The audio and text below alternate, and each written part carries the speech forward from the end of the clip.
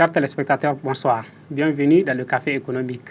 Pour ce numéro d'aujourd'hui, j'ai le plaisir de recevoir Madame Hélène Aïka Traoré, qui est directrice des ressources humaines de la société Airtel Niger. Alors, je reçois Hélène Aïka Traoré pour discuter des questions de ressources humaines dans le secteur des télécoms, mais aussi de manière générale au Niger, comment les ressources humaines ont évolué en termes de gestion des ressources humaines, de motivation du personnel, en termes de changement de paradigme dans les organisations, les sociétés privées de manière générale. Alors, nous n'allons pas parler que de politique et pratique RH au Niger. Nous allons aussi parler de Madame Hélène Aïka elle-même. Je sais qu'Hélène Aïka n'est pas à présenter. Beaucoup de Nigériens la connaissent. Ils ont des très beaux souvenirs d'elle. Et c'est une dame qui n'est pas à présenter. Néanmoins, il y a beaucoup d'aspects du parcours de Mme Hélène Aïka qui sont des aspects très intéressants, qui peuvent être des sources d'inspiration pour des jeunes filles et des jeunes garçons aujourd'hui dans notre pays, notamment en termes de carrière, en termes de développement de carrière. Alors, pourquoi je dis cela? Rappelons que Mme Hélène Aïka, que nous avons tous connue comme animatrice ou bien vedette de la télé, a eu aussi une carrière dans plusieurs types d'organisations. Elle a été notamment dans le système des Nations Unies pendant plusieurs années, avant de revenir au niveau de RTL, après un passage à la télé nationale pendant 13 ans. On a vu aussi Hélène Aïka dans un certain nombre de films de Djingare Mega. Alors, tout cela démontre quand même l'étendue du talent de Mme Hélène Aïka, qui est aussi une bonne chose dans notre pays de voir des dames de cette carrure-là qui peuvent aller loin dans ce qu'elles font et qui peuvent aller loin de la façon la plus profitable, parce que dans notre discussion avant cette émission, Hélène Aïka me disait aussi qu'elle a une passion pour la jeunesse et pour le développement de la jeunesse. Hélène Aïka, bonsoir. Bonsoir. Merci d'avoir accepté notre invitation. C'est moi qui vous remercie. En tout cas, c'est un grand plaisir de vous avoir pour vous permettre de discuter avec nous de votre carrière, mais aussi, au-delà de votre carrière, de parler aujourd'hui des grandes mutations qui se passent dans notre pays, notamment sur les questions des ressources humaines, puisque je vais rappeler à nos téléspectateurs que vous êtes depuis, je pense, 3 ans maintenant, directrice des ressources humaines au niveau de Airtel Niger, qui est quand même l'une des grandes sociétés de télécom au Niger. Alors, parlons d'abord de vous, comme je le disais à nos téléspectateurs tout à l'heure. Moi, j'étais impressionné, et je vous le dis sincèrement, de votre parcours, à plusieurs titres d'ailleurs, parce que de voir une dame qui commence comme journaliste, animatrice à la télé, qui fait une carrière qui l'amène au-delà du Niger et qui revient encore au pays pour se lancer dans d'autres univers.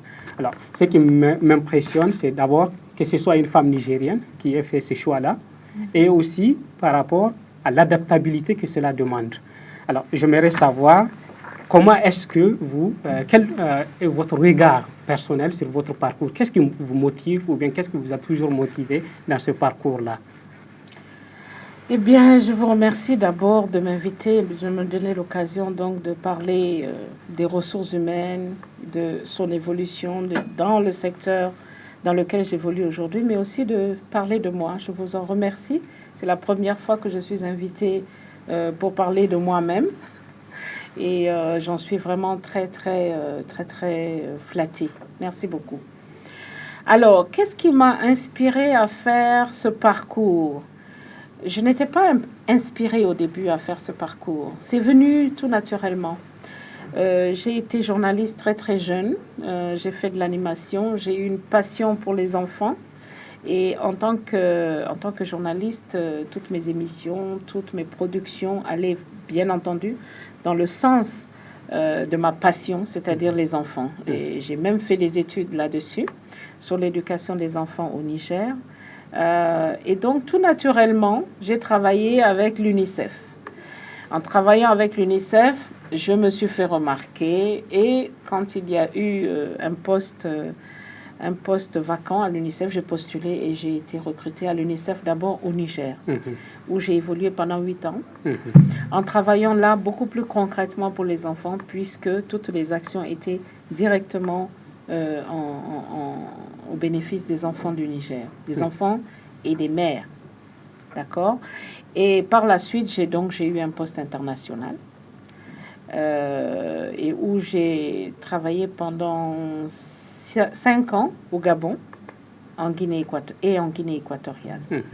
Donc j'ai eu ces différentes expériences qui m'ont énormément enrichi, notamment sur le plan managérial. Ma dernière année en tant que fonctionnaire international aux Nations Unies, je l'ai passée en Guinée équatoriale, où j'étais représentant adjoint à Malabo. Donc cela m'a donné vraiment une bonne expérience de gestion des hommes. Donc, mon métier premier, c'est d'abord le journalisme, c'est la communication de masse. Et cela a été un atout pour évoluer dans quelque chose de beaucoup plus vaste dans le domaine humanitaire. Et je pense que c'est ça aussi qui a joué en ma faveur lorsque, en voulant rentrer au Niger, j'ai postulé donc pour un poste qui était vacant ici, à Zen à l'époque. C'était Zen à l'époque. Les capacités managériales, la communication. Et j'ai été surprise d'être retenue comme DRH.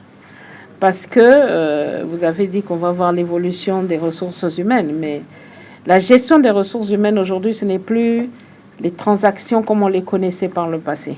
Cela a énormément évolué. Oui, on va y revenir. Oui. Mais avant d'y revenir, il y a quand même une autre phase de votre carrière que beaucoup de Nigériens retiennent aujourd'hui, c'est qu'on vous a vu aussi dans le cinéma. Et on vous a vu jouer des rôles souvent assez rigolos dans des films de Djingare Mega. Alors, justement, c'est ce lien-là entre journalisme, métier de cinéma et le management. Je pense que tout cela aussi doit découler d'une personnalité qui est la vôtre, qui vous permet de vous exprimer dans des univers différents. Alors, justement, aujourd'hui, avec le recul, quelles leçons vous tirez de ça? La même Hélène Ayinka, capable de naviguer dans les différents environnements. Quelle est la leçon que vous tirez? Et puis, comment est-ce que des jeunes qui nous regardent aujourd'hui peuvent s'en inspirer? Parce que c'est ça aussi l'intérêt de vous avoir invité, de vous permettre de parler de votre expérience. Je suis très flattée de servir de modèle aux jeunes. Mais il faut savoir qu'à l'époque où j'évoluais, dans le métier de la communication. Nous travaillions dans le seul office qui existait à l'époque, l'Office de radiodiffusion et télévision du Niger, où étaient regroupés tous les réalisateurs, qu'ils soient du cinéma, de la télévision. C'était très dynamique. Donc, j'étais animatrice, je prêtais ma voix à certaines productions. Et lorsque Djingare Mega m'avait choisi pour jouer ce rôle, il est venu à moi tout naturellement et tout naturellement j'ai accepté. Vous saviez, à l'époque, on faisait les choses avec beaucoup de passion, avec beaucoup moins de calcul qu'aujourd'hui. Nous étions une famille, le journalisme c'était quelque chose... j'ai un ami tout à l'heure qui me disait ça avait un sens. Effectivement, ça avait un sens. Il est bon que nous redonnions aux jeunes qui évoluent dans le domaine aujourd'hui. Donc, j'ai été amenée à faire du cinéma, c'est vrai, mais c'était le seul film dans lequel j'ai joué et qui continue à être diffusé. C'est pour ça que ça reste un peu dans les mémoires. Ça reste dans les mémoires. Juste avant de rentrer dans la question des ressources humaines, j'aimerais vous poser une question qui se pose aujourd'hui à toutes les jeunes filles, à toutes les dames qui font carrière, peu importe le secteur. C'est la question de la conciliation de la vie privée et de la vie professionnelle. Une carrière comme la vôtre, je pense que vous avez dû faire face à ce défi-là. J'aimerais savoir comment est-ce que vous avez pu le gérer, sachant que vous avez quand même passé quelques années à l'international, ça n'a pas été des années où, quand même, je pense l'impact sur votre famille et sur votre vie familiale de manière générale n'était pas quand même négligeable. Alors, absolument. Comment est-ce que vous avez pu mieux vous organiser pour vous en sortir ou bien pour, en tout cas, gérer cette phase-là? En fait, vous savez, quand on se trouve dans les situations, on essaie de les gérer. C'est une question de tempérament. C'est une question aussi de choix. Et c'est une question d'entente avec les personnes qui vous sont proches. Le journalisme n'était pas un métier facile au Niger non plus. C'était un peu perçu de manière un peu négative. Faire du journalisme, moi j'ai fait du journalisme, je suis retournée à l'école dans l'entretemps. C'est un choix à faire et il y a un prix à payer, c'est certain. dans tout ce que l'on entreprend, et je crois que je ne suis pas la seule à le faire. Beaucoup de femmes ont mené de grandes carrières. Beaucoup de femmes sont allées à l'international, sont revenues, des femmes nigériennes, puisque vous en parlez. Et elles sont, on le sait moins peut-être parce que moi j'ai fait un métier public et que je suis connue. Mais il y a beaucoup de femmes qui ont cette force, cette détermination, ce courage et qui savent faire des sacrifices. Parfois, on y laisse quelques plumes. Ce n'est pas quelque chose qui est facile, mais c'est tout du bonheur parce que c'était des années formidables. Ce sont des expériences extraordinaires que j'ai accumulées au long de ces années et que j'essaie de transmettre aussi autour de moi en coachant des jeunes, en leur parlant de ce qu'ils ont envie de faire. En même temps, à notre époque, les choses étaient faciles, semblaient faciles entre guillemets. En même temps, j'allais dire, c'était plus difficile à l'époque qu'aujourd'hui.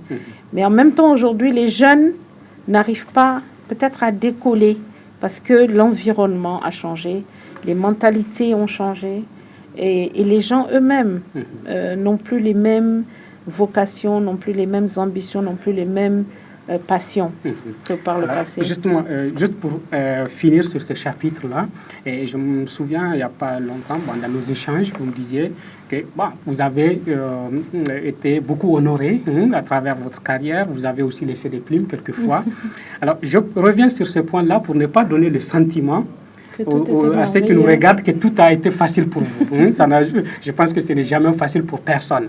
Alors, juste pour préciser, quelles ont été les grandes difficultés auxquelles vous avez pu faire face durant votre carrière, dont vous vous souvenez? Je pense qu'il y en a des tonnes, mais dont vous vous souvenez et que vous souhaitez partager avec nous. Les grandes contraintes qu'il y a eu, les grands défis, les grandes blessures qu'il y a eu, c'était lié à des problèmes de mentalité. Vous savez, quand vous êtes une femme moderne, que vous évoluez dans un environnement qui parfois est hostile, où les gens n'ont pas le même niveau de compréhension que vous, ou n'ont pas la même culture que vous, ou n'ont pas la même éducation que vous, cela pose énormément de problèmes. Il y a beaucoup d'incompréhension. Et je suis passée, bien entendu, par là. Vous savez, ce pays a connu son évolution récente. Je me suis un peu engagée dans les associations féminines notamment pour faire entendre les voix des femmes auprès de certaines femmes qui sont encore là aujourd'hui, qu'on voit régulièrement. Et nous avons reçu des coups. On a reçu le revers sur le plan social, sur le plan personnel. Certaines ont fait de plus gros sacrifices que moi, je l'avoue. Il y a eu la religion sur le plan culturel, et puis il y a eu la politique aussi. Le politique aussi qui est intervenu, donner les mêmes chances aux femmes. Il a fallu lutter pour cela. Nous avons connu l'intégrisme religieux dans ce pays. Nous étions le premier pays d'Afrique, au sud du Sahara, d'Afrique noire, où il y a eu de l'intégrisme religieux. Et nous étions jeunes et au front à ce moment-là. Vous étiez des têtes brûlées en quelque sorte. Nous étions des têtes brûlées et surtout nous croyions en quelque chose. Nous étions nigériennes, nous étions musulmanes et nous n'acceptions pas qu'au nom de cette religion, il y ait un certain nombre de dérives. Et les dérives allaient arriver si les femmes n'étaient pas sorties dans la rue. C'est ça le fameux 13 mai que nous fêtons encore aujourd'hui. Et que les jeunes femmes doivent savoir. J'ai rencontré quelques femmes qui ne savaient pas pourquoi on fêtait le 13 mai. C'était la fête des femmes, tout simplement. Elles ignoraient que derrière, il y a eu des femmes comme Maria Magamache. Il y a eu des femmes comme Irène Méon. Il y a eu des femmes comme Aïchatou Boulama, qui est gouverneure aujourd'hui. Il y a eu des femmes comme Afiwa Tretou.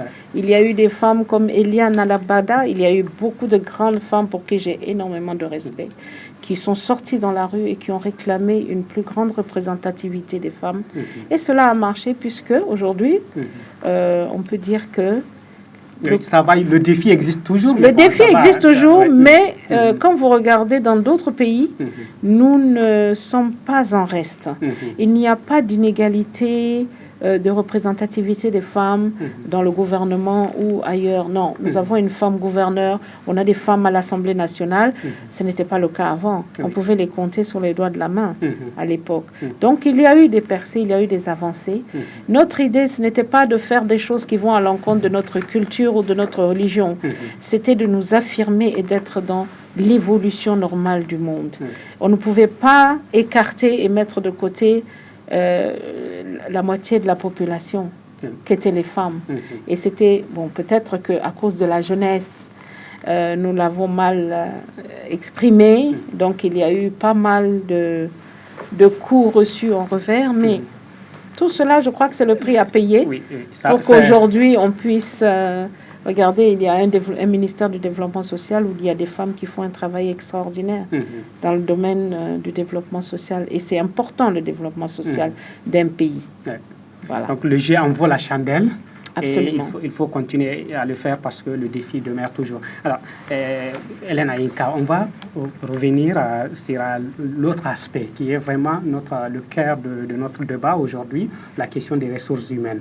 Alors, cette question, je pense, c'est une question particulière parce qu'elle passionnera sans doute tous les Nigériens parce qu'on va parler de recrutement, on va parler de rémunération, on va parler des politiques et pratiques RH dans le secteur des télécoms, mais aussi recueillir votre analyse sur l'évolution de ce métier au Niger. Alors, j'aimerais commencer par un point très simple. C'est aujourd'hui, quand on regarde le secteur des télécoms, on sait quand même que c'est un secteur pionnier dans beaucoup de domaines au Niger, que ce soit, surtout, c'est un secteur quand même qui a introduit des vraies pratiques marketing dans notre pays, mais qui aussi, de par la masse de personnes que ce secteur recrute, développe aussi beaucoup de pratiques RH. Alors, justement, si vous, en tant que DRH de RTL, vous devrez réfléchir aux pratiques de votre secteur, quels sont aujourd'hui les paradigmes dominants en matière de gestion RH dans le secteur des télécoms? Et comment est-ce que les mutations RH sont en train d'être opérées dans notre pays? Comment moi je vois les paradigmes, le changement de paradigme? Je vois ça, j'avais commencé à l'évoquer tout à l'heure, c'est que la gestion des ressources humaines, ce n'est plus ce que c'était avant, c'est-à-dire quelque chose de très transactionnel où on gère les dossiers de personnel, les congés, etc. Aujourd'hui, et particulièrement dans le secteur privé ou le secteur des télécoms dans lequel j'évolue, la gestion des ressources humaines est devenue quelque chose de très stratégique, absolument stratégique. Il s'agit de gérer... en anglais, on dit le people. Le people, ça veut dire des humains, de gérer des sentiments, de gérer un bien-être, de gérer la qualité, de gérer l'excellence, de gérer la performance.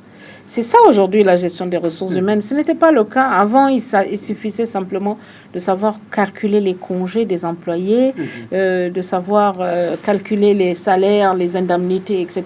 Aujourd'hui, cela va au-delà et le défi est encore plus grand pour un secteur comme le nôtre, qui évolue tellement rapidement et qui a besoin, pour se développer et pour faire de l'argent, appelons un chat, des meilleurs talents. Donc, la gestion des ressources humaines, c'est aussi la gestion des talents aujourd'hui. J'appelle ça en tout cas dans mon quotidien, la gestion des talents. Et moins la gestion des ressources humaines. Okay. Alors, justement, la gestion des talents, parce que vous le dites, et puis ça se matérialise dans les documents que vous produisez. Alors, juste une parenthèse, je prends par exemple la rubrique carrière de RTL Niger, où c'est écrit que RTL cherche prioritairement des personnes ayant de bonnes qualifications et de l'expérience, des personnes qui sont dynamiques, fortement motivées, et qui ont une capacité d'adaptation à un environnement qui est en mutation perpétuelle. C'est bien décrit. C'est-à-dire que vous voulez aujourd'hui des gens engagés, en quelque sorte. Absolument. Alors, justement, quand je vis ça, j'ai compris quand même qu'il y a une réflexion RH derrière, mais je me suis posé la question aussi, vous ne disiez pas ce que vous êtes capable d'offrir aussi à ce jeune candidat que vous faisiez rêver à travers ce message-là. Alors, parlons de votre politique RH. Qu'est-ce que vous offrez? Quels sont les ingrédients de votre politique RH qui en fait une politique distinctive. Parce que je pense que c'est ça le but du jeu, face à la concurrence, face au développement, aux notions de performance qui s'imposent à toutes les entreprises. Le tout n'est pas d'avoir une politique RH, mais d'avoir une politique qui se distingue. Alors, justement, j'aimerais que vous m'en parliez de votre politique, mais aussi de ses caractéristiques distinctives. Voilà. Notre politique en matière de ressources humaines, elle est basée sur 3 piliers. L'engagement, vous avez parlé d'engagement tout à l'heure. On a des employés engagés font forcément une meilleure performance. Donc l'engagement et la performance. Le développement, ça veut dire mettre les gens à niveau. Ça comprend la formation, ça comprend un certain nombre d'apprentissages sur le tas. Et puis la rémunération. Notre politique est basée sur ces 3 piliers.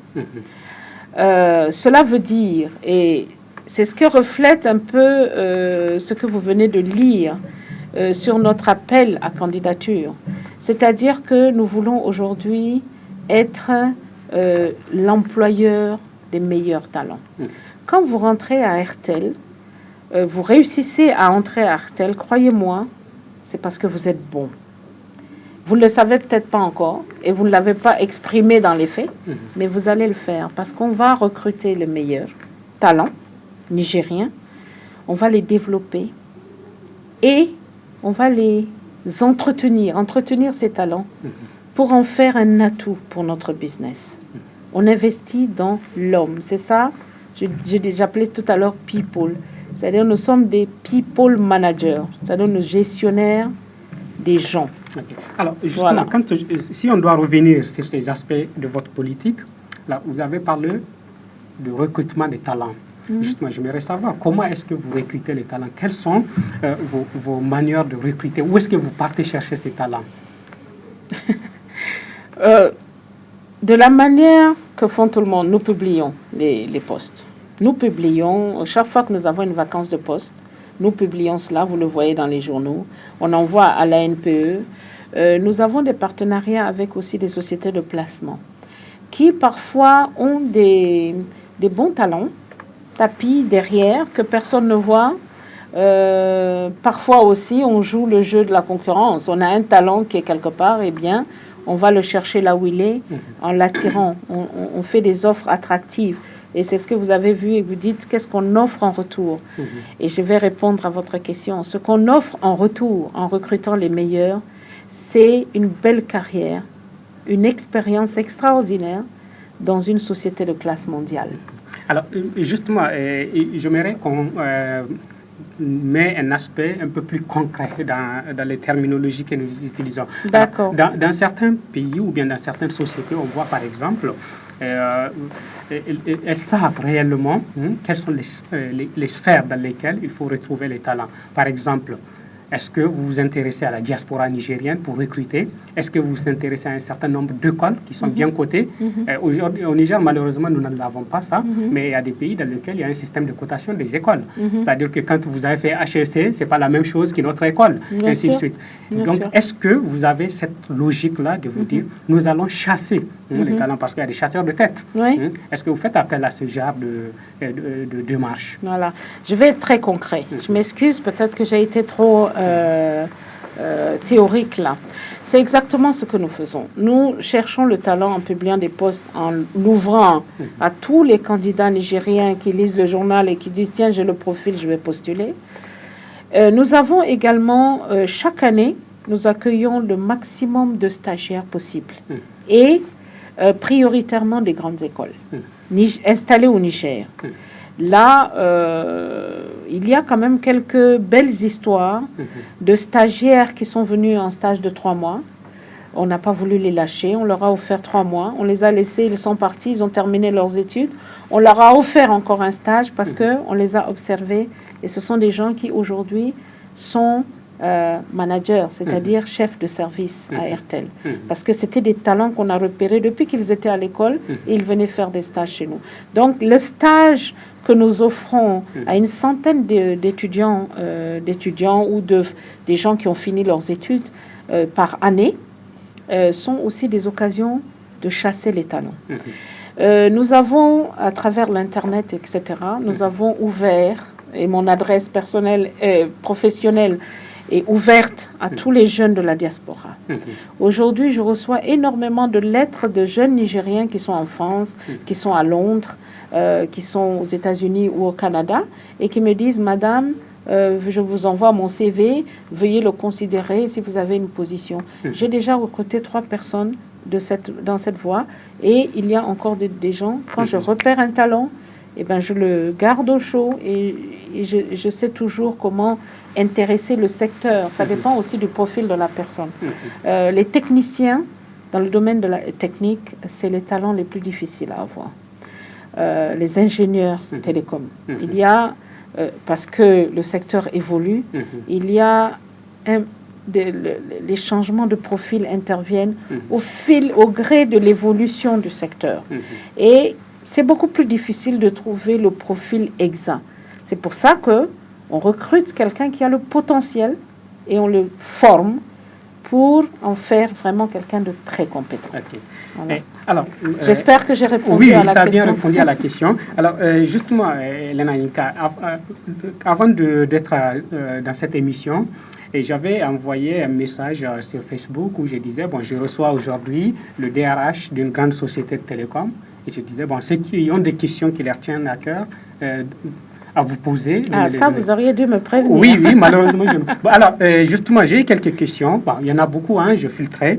Et une question qui est beaucoup revenue, parce qu'elle a été posée par plusieurs personnes, ils disent, pourquoi il n'y a pas beaucoup de Nigériens directeurs, ou bien en tout cas dans le top management, alors qu'il y a de vraies compétences nigériennes. Alors ça, ce n'est pas dans votre cas seulement, je pense que c'est un constat général. Beaucoup de Nigériens ont le sentiment que dans les sociétés privées ou bien dans les organismes internationaux, c'est beaucoup plus des étrangers qui dirigent et il y a très peu de Nigériens. Et ils estiment aussi que les Nigériens ont les compétences pour diriger. Pourquoi? C'est une question que j'aurais pu poser à l'ANPE parce que c'est eux qui protègent le marché de l'emploi. Mais en tant que DRH, peut-être que vous avez une réponse. Qu'est-ce qui se passe dans notre pays pour que... Je ne suis pas sûre d'avoir la réponse. Je vais juste vous donner mon sentiment par rapport à ça. D'abord, je suis nigérienne et je suis à un poste de direction dans une grosse compagnie de télécom. C'est une exception quand même, hein? Oui, c'est une exception, oui, pas fréquent, parce que dans notre pays, c'est en fait la règle, c'était que beaucoup plus de nationaux, avec des exceptions des étrangers. En tout cas, c'est comme ça que ça se fait dans beaucoup de pays. Mais chez nous, c'est l'inverse. Non, je ne pense pas. Je ne pense pas que ce soit exact, que dans les autres pays, c'est le contraire. Je ne pense pas. Okay. Pour ce que je connais, je ne pense pas. Mais la politique, en tout cas en ce qui concerne Airtel Niger, c'est à terme de développer des jeunes Nigériens cadres et d'en faire des directeurs à la place des directeurs expatriés qui sont là aujourd'hui. Ça, ce n'est pas nous qui le faisons, ce n'est pas une imposition de l'État ou quoi que ce soit, c'est une option. C'est une option du groupe Bharti Airtel. Il y a des domaines dans lesquels, évidemment, je crois qu'il sera difficile de mettre un Nigérien, pas parce qu'il n'est pas compétent, mais peut-être pour protéger un peu la nature de sa fonction. Le directeur financier d'une société étrangère, la direction financière est une direction généralement où on ne met pas quelqu'un qui pourrait avoir quelques problèmes de choix ou de conflit d'intérêts. On évite les conflits d'intérêts. Oui, mais ça, on n'a pas besoin d'être national pour avoir des conflits d'intérêts, même étant étranger. Bon, quand vous êtes étranger vous savez, j'ai été à la fonction publique internationale. Mon comportement lorsque j'étais dans les autres pays n'est pas du tout le même lorsque je suis dans mon pays. Oui, vous comprenez? Oui. Dans un autre pays, j'étais en poste de direction, je prenais des décisions et j'avais moins de conflits personnels à gérer. Moins de subjectivité. Absolument. Et même moins de conflits. J'étais moins sollicitée et ça me créait moins de conflits personnels que quand je suis dans mon pays. Aujourd'hui, je suis DRH. je ne peux pas vous dire le nombre de sollicitations que je reçois quotidiennement. Et parfois, c'est un déchirement de pouvoir refuser. Parfois, ça vous crée des problèmes sur le plan familial, sur le plan social, etc. Donc, vous êtes toujours déchiré entre votre sens de devoir, de professionnalisme et vos sentiments, parce que nous sommes des êtres humains. Ne l'oubliez pas. Mais cela dit, je peux vous dire qu'aujourd'hui, il y a 10 directeurs et 7 internationaux à Airtel, et que chacun des 10 directeurs a un successeur potentiel qui est identifié, qui est, comme on dit, entretenu, développé. Et aujourd'hui, on a ces cadres, généralement, ce sont des hauts talents. C'est-à-dire, c'est des gens qui se sont distingués au fil des années avec le potentiel, avec le talent, avec comment on appelle ça, les capacités, les capacités, les aptitudes pour devenir directeur. On les repère et on les développe dans ce sens. Alors, il y a 2 ans, laissez-moi terminer, il y a 2 ans, nous avons remplacé le directeur des ventes de la compagnie, qui jusque-là était un expatrié, par un jeune Nigérien qui était là depuis la création et qui a évolué. Il a commencé comme vendeur. Aujourd'hui, il est le directeur des ventes. Au bout de 7 ans, au bout de l'investissement qu'on a fait en lui, on compte le faire pour l'informatique, pour les directions pour lesquelles les talents sont là. Parce que vous savez, pour être directeur, il ne faut pas être seulement compétent. Pour être un responsable, il ne faut pas seulement être compétent. Oui, il faut avoir aussi l'attitude, les comportements qui vont avec. Les Anglais appellent ça les soft skills, qui vont avec la compétence technique. Ça ne suffit pas pour être directeur. Oui. Alors, on a compris ce qui se passe dans votre cas. Mais je pense que vous êtes aussi, vous observez aussi l'environnement de manière générale. Oui. Et cette question-là, ramenée à l'environnement global, comment vous expliquez ça? Parce que c'est quand même une réalité dans notre pays. Même si vous me dites que ce n'est pas une exception nigérienne, mais la réalité est que quand même, dans beaucoup de cas, on voit dans des postes de direction plus d'étrangers que de Nigériens. Alors la question est... Dans des sociétés d'État, non, pas dans les sociétés d'État. Pas dans des sociétés d'État, je parle dans le privé. Dans le privé, dans le secteur privé, voilà. Bien sûr. Justement, quelles sont les raisons, les facteurs qui peuvent expliquer cette situation? C'est justement ce que nous cherchons jusqu'à une certaine époque, je vais dire jusqu'à il y a 10 ans, 20 ans, c'était parce qu'on n'arrivait pas à trouver les compétences sur place. Aujourd'hui, je crois que ce n'est plus le cas. Et aujourd'hui, il y a des jeunes talents, des talents nigériens qui sont capables de tenir des postes de direction dans n'importe quelle société. On a ce qu'on appelle, récemment, on a développé une formation, des sessions de leadership. Et quand on suit ces cours de leadership, on se rend compte que parfois, c'est nous-mêmes qui ne nous rendons pas employables. On peut avoir les compétences, mais quand vous avez toutes les compétences et que vous restez assis, personne ne viendra vous donner le travail. Ça, c'est ce que quelqu'un a appelé une fois la modestie nigérienne. Il me dit que le Nigérien est très modeste. Trop réservé, peut-être trop réservé. On attend que les talents éclosent. Et effectivement, il nous appartient, nous aussi, DRH nigériens, de participer un peu à la promotion des talents nigériens. Et dans ce cadre, j'ai une surprise pour vous. C'est que je ne savais pas que j'allais être invitée ici aujourd'hui et que j'allais en parler. Et je m'excuse d'abord auprès de mes collègues si je déflore le sujet, mais nous sommes un certain nombre de DRH de sociétés privées qui avons décidé de créer une association des DRH. Une association de DRH dont l'objectif, le but serait la promotion des talents nigériens. Créer une sorte de tremplin pour que les talents s'expriment, qu'on puisse les repérer et qu'on puisse les employer. Ça va avec des partenariats avec des grandes écoles.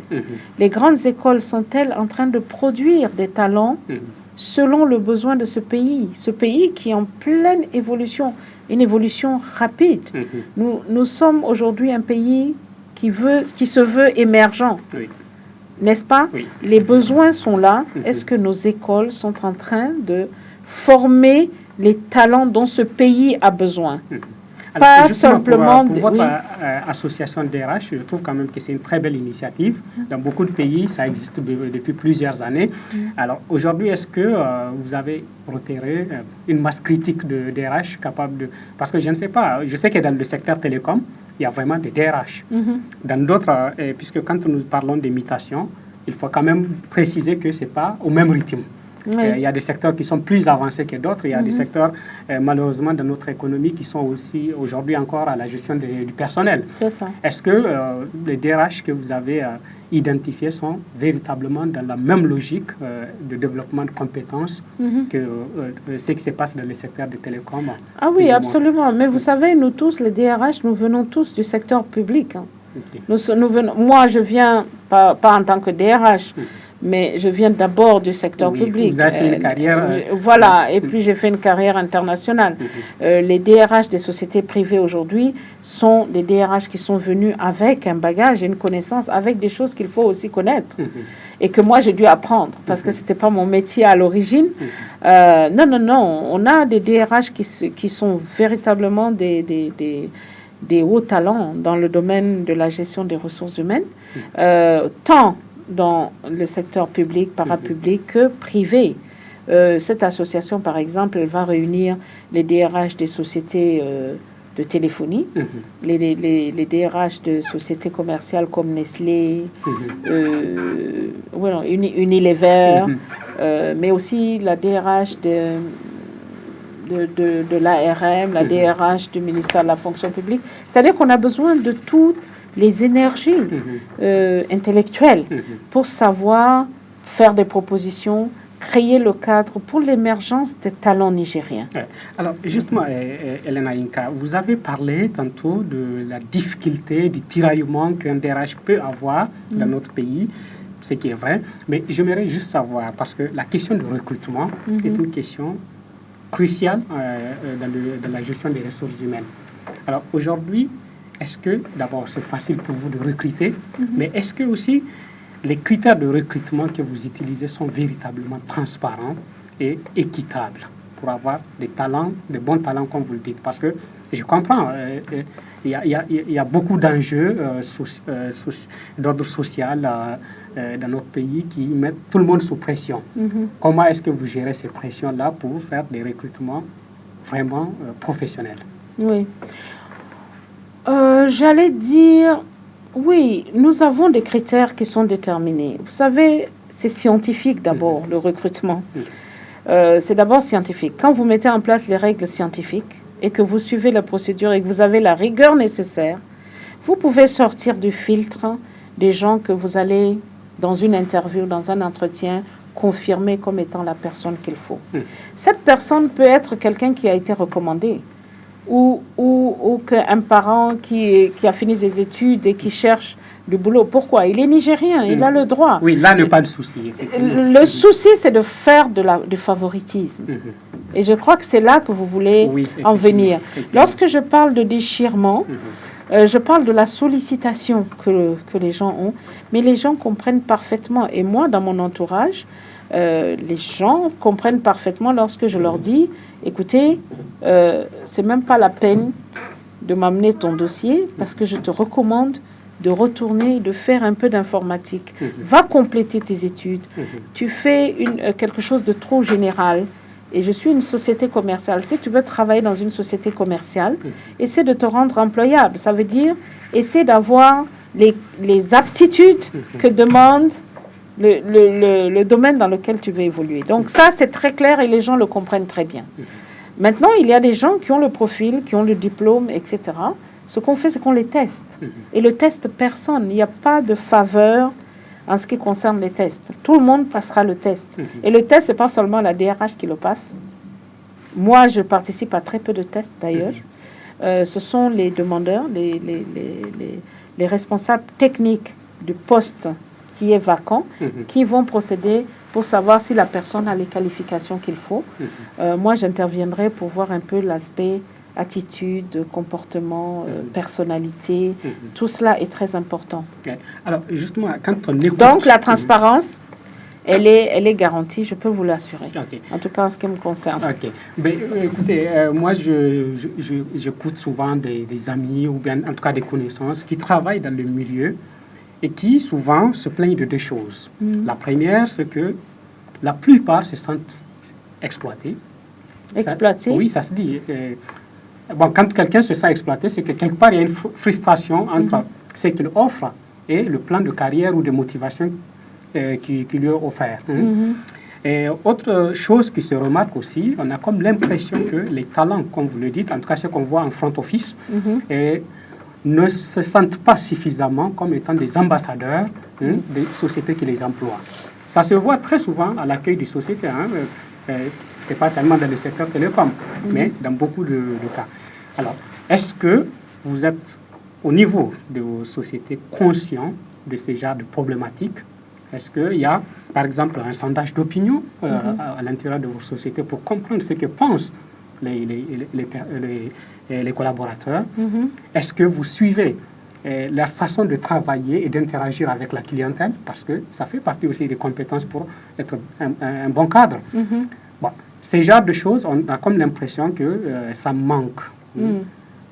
J'aimerais savoir quelle analyse vous faites de ces deux situations-là.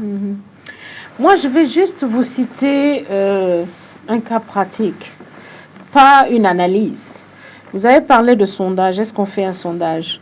Je vous ai dit tout à l'heure que notre politique de gestion de ressources humaines est basée sur 3 piliers, dont le premier est l'engagement du personnel. Nous sommes une société commerciale qui a axé ses interventions principalement, qui vise principalement la satisfaction du client. Parce que quand vous êtes un commercial, vous devez satisfaire votre client. C'est ça qui vous apporte les bénéfices. Et pour avoir des clients satisfaits, il nous faut des employés satisfaits. Et dans ce cadre, évidemment, ce que vous dites, je l'entends, je suis DRH, donc les gens viennent dans mon bureau et me parlent de leurs problèmes. Et parfois, il y a des problèmes de frustration, il y a beaucoup de problèmes d'incompréhension. Il y a beaucoup de problèmes d'appréhension de positionnement. Comment on se positionne soi-même? Parfois, l'employé a l'impression que, tiens, moi j'ai fait 2-3 ans, aujourd'hui je mérite de devenir manager. Paf, j'ai envie de devenir manager, il faut que je devienne manager. Ça ne se passe pas comme ça. Ça, c'est aussi la gestion des talents. Un talent qui est là, il ne restera jamais longtemps là-bas. Alors, on se dit que, tiens, il y en a un qui évolue beaucoup plus vite que moi. Donc, moi, c'est pas juste, je suis là depuis plus longtemps que lui. Et lui, comment se fait-il qu'il devient... Ça aussi, c'est le changement de paradigme. Et ça, nous exerçons, les employés. On a régulièrement des cours qu'on appelle le culture change, c'est-à-dire le changement qu'on apporte dans l'évolution des choses. Il y a des sessions régulières pour mettre les employés à niveau, pour que chacun appréhende bien son propre positionnement dans la société et qu'il définisse où il veut aller et comment il veut y aller. Il se rend employable.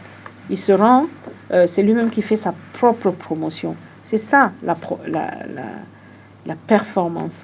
Et pour en revenir au fameux sondage, nous avons, en tout cas à Airtel Niger, une enquête mensuelle, une enquête annuelle globale, c'est-à-dire ce qui réunit tout le groupe, et une enquête mensuelle que l'on fait chaque mois de manière anonyme, confidentielle, c'est électronique, où chacun entre et répond à un certain nombre de questionnaires. Ça va du « êtes-vous satisfait de votre rémunération ?» « Êtes-vous satisfait de l'environnement de travail ?» « Êtes-vous satisfait de l'hygiène, de la santé au travail ?» de ceci. Et posez toutes les questions que vous souhaitez au directeur général, à un directeur, à un collègue ou à un collaborateur. Les questions qui vous dérangent, dites-le. Posez des questions, c'est libre, c'est anonyme. Au début, évidemment, c'est risqué de mettre en place un tel outil parce qu'au début, on n'entend pas toujours ce qu'on a envie d'entendre et ça vous empêche de dormir quelquefois. Parce que les employés, la liberté, c'est bien, mais on se lâche. Et ça peut aller parfois très loin et gratigner quelques petites susceptibilités. Mais au fil du temps, on a vu cet outil. Cela fait 2 ans maintenant qu'on l'a mis en place. Et tous les mois, on regarde les résultats, on voit ceux qui ne sont pas contents, on voit pourquoi ils ne sont pas contents. On voit les top leaders, c'est-à-dire les équipes dont les managers dont les équipes sont les plus satisfaites et on les récompense. Et on voit aussi ceux qui sont en baisse. On se dit qu'est-ce qui se passe et on a un score. Et quand le score est faible, vous verrez que nos chiffres de ces mois-là sont en adéquation. Les chiffres sont faibles. Okay. Donc, on arrive à voir un peu satisfaction de l'employé et performance du business. Et on le voit chaque mois. Donc, vous arrivez à établir ces liens et à pouvoir le suivre sous forme, par exemple... Et on développe donc un plan d'action. Les employés ne sont pas contents parce que l'environnement de travail, voilà. Quand on est au travail, on travaille beaucoup. On travaille beaucoup, on donne beaucoup. C'est peut-être ça que... le lecteur appelait exploitation, mais ce n'est pas de l'exploitation, c'est que effectivement, on est une société où les gens travaillent beaucoup. Et par rapport à ça, on aimerait que dans le cadre de travail, les gens puissent s'épanouir. C'est-à-dire, on peut boire un petit café, on peut se détendre, on peut sortir, on peut même aller jouer au billard et revenir se mettre au travail. Les gens travaillent la nuit chez nous. C'est le métier qui veut ça, mais on essaie quand même de faire le maximum pour que les gens soient confortables afin de mieux produire. Okay. Alors, juste pour savoir, parce que là, vous avez pris l'exemple que vous connaissez réellement, qui est le vôtre, et, pour aller dans le même sens. Aujourd'hui, votre compagnie a combien de personnes? Combien d'hommes et de femmes? D'employés directs employés directement par la société, nous avons 200 personnes. 200 personnes. Alors, juste une question par rapport à ça, parce que j'ai l'habitude aussi d'entendre d'autres types de questions liées à la gestion des ressources humaines.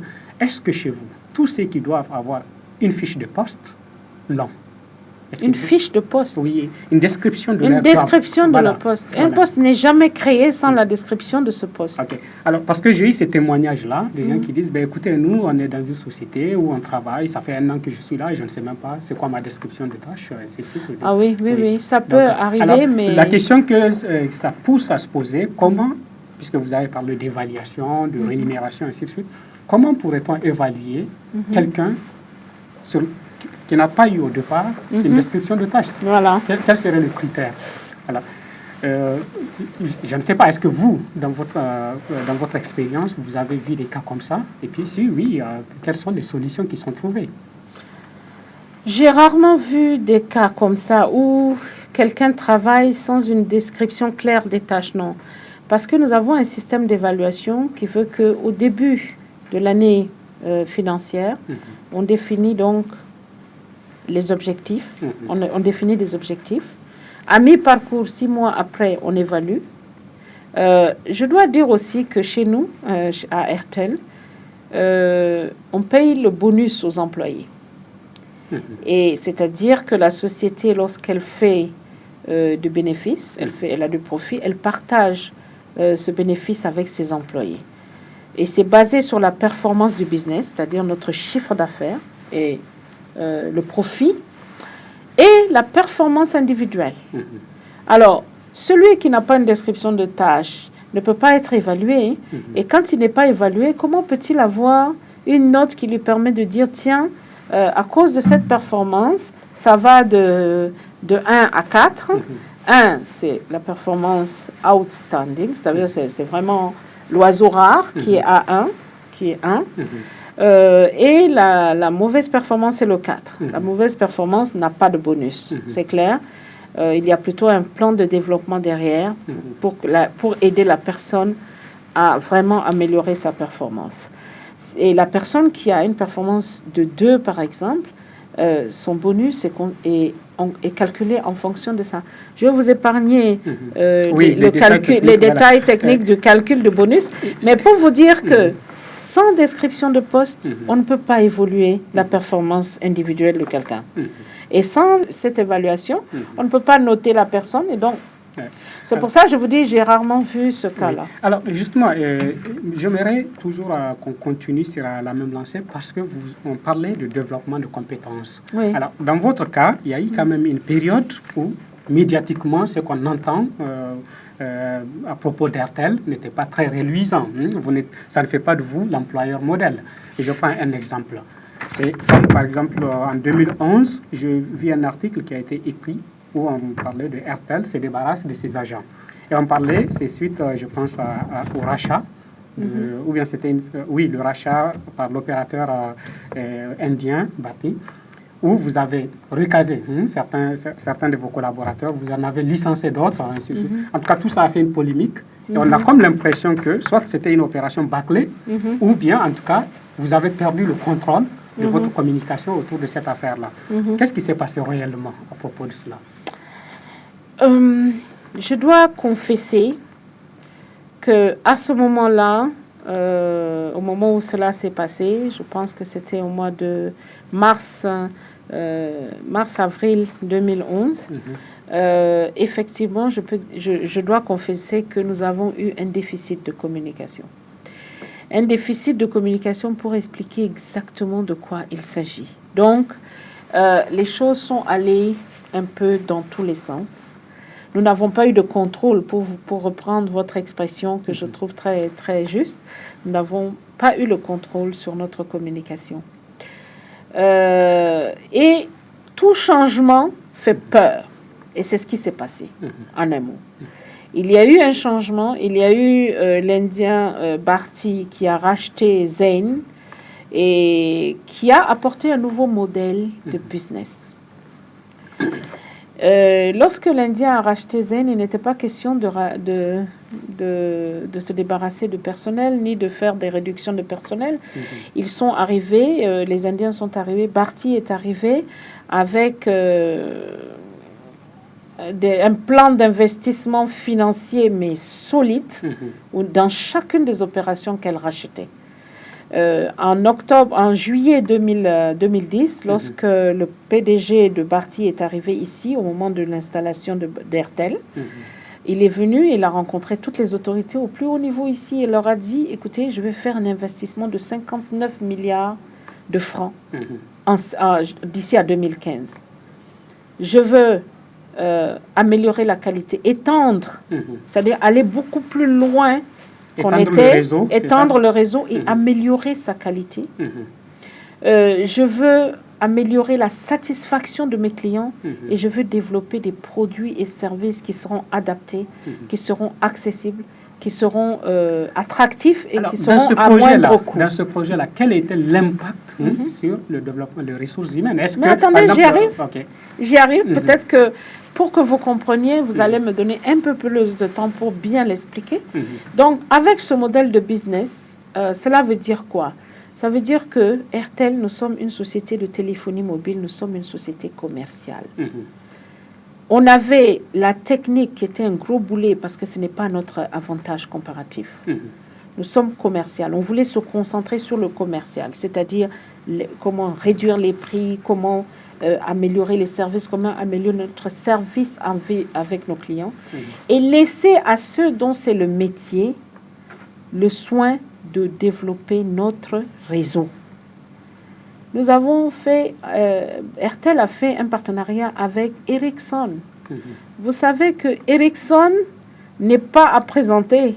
N'importe quel ingénieur informatique, son rêve... Le temps joue contre nous. On me signale que nous avons 10 minutes.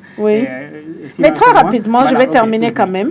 Nous avons donc fait des partenariats stratégiques avec Ericsson, avec IBM. C'est les deux numéros 1, chacun dans son domaine.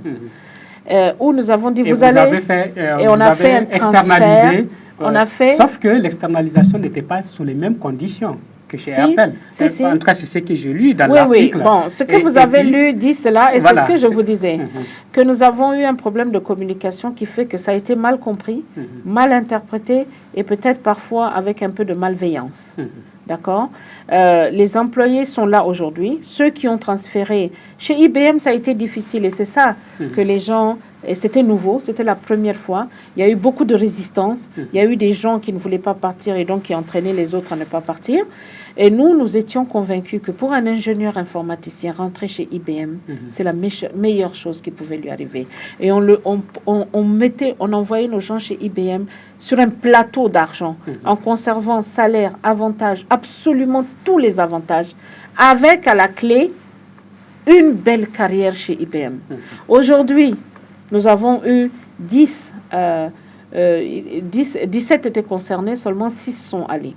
Les 6 qui sont allés, il y en a 3 qui sont promus. Il y en a un qui s'en va bientôt dans une autre opération. Ils ont connu des développements de carrière extraordinaires. IBM qu'on connaît, c'est une création, c'est une société que vous avez créée. Non, c'est pas une société qu'on a créée, c'est bien IBM. Okay. C'est bien IBM qui a ouvert, qui est venu, qui a ouvert un bureau au Niger et qui travaille au Niger. On parle aussi des 50 chauffeurs qui ont été licenciés, ça aussi, est-ce que bon... Non, 50 chauffeurs les chauffeurs n'ont pas été concernés, absolument pas. Ça encore, c'est une erreur de journaliste. Il y a eu beaucoup d'amalgame. Moi, je n'ai pas fait d'externalisation de chauffeurs. Ok. Alors, justement, il nous reste 2 minutes. En 2 minutes, j'aimerais juste que vous nous fassiez un résumé, un DRH au Niger, et par rapport au défi de gérer quotidiennement les hommes et les femmes, les Nigériens que nous sommes. Comment ça se présente? Quelle est la leçon que vous tirez? Est-ce que c'est plus facile, c'est plus compliqué? Est-ce que c'est vraiment quelque chose de passionnant? Qu'est-ce que vous en tirez comme leçon? C'est définitivement passionnant. C'est extrêmement énergisant. J'adore ce métier. Je le fais avec beaucoup de passion. Mais au quotidien, c'est un déploiement d'énergie. Il faut pouvoir recevoir des coups. Il faut taire certains de son tempérament, encaisser énormément. Il faut encaisser énormément, mais de moins en moins, je peux vous dire. Je suis là depuis 3 ans et on a travaillé sur les hommes et les femmes avec lesquels nous travaillons pour le changement de culture, pour gérer les changements qui interviennent régulièrement. On a évoqué quelques-uns ici. C'est vrai que c'est des changements qui font peur, mais apprendre aux gens à pouvoir gérer le changement, à l'accepter, à voir le changement non pas comme une crise, mais comme une opportunité pour connaître autre chose. Ça a été un travail difficile, mais aujourd'hui, je gère de moins en moins de crises parce que le niveau de performance des employés que je dirige est vraiment beaucoup plus élevé. Et il y a des gens qui sont reconnaissants aujourd'hui par rapport à votre travail, qui vous disent, écoutez, on a compris que vous faites de votre mieux pour qu'on soit à l'aise. Écoutez, je vous ai parlé de nos enquêtes mensuelles dans lesquelles j'ai vu les choses évoluer. On se comprend de toute façon définitivement mieux. On se comprend mieux, on communique mieux ensemble, on règle les problèmes, on gère les problèmes ensemble. Parfois, vous avez l'impression que la terre entière est contre vous. Et puis, quand vous discutez, vous vous rendez compte que la faute m'incombait. Et je crois que c'est ce travail-là que nous avons fait. Et ça, c'est au quotidien et c'est le travail du directeur des ressources humaines ou de responsable des ressources humaines au quotidien de gérer les hommes et les femmes avec lesquels on travaille. On va finir sur cette note. Merci beaucoup, Hélène Ayinka. C'est moi qui vous remercie de m'avoir donné cette belle opportunité. Voilà, merci à vous. C'est un grand plaisir, en tout cas, d'avoir eu cet échange. Et je pense que, comme on l'a dit au tout début, c'est beaucoup de jeunes filles et de jeunes garçons qui nous regardent aujourd'hui et vont trouver peut-être vos propos et l'échange inspirant pour eux. Et en tout cas, c'est ce que j'espère pour tout le monde. Moi, quand même, ça m'inspire. Et je vous souhaite aussi beaucoup de courage et bon vent. Merci beaucoup. Au revoir. Au revoir.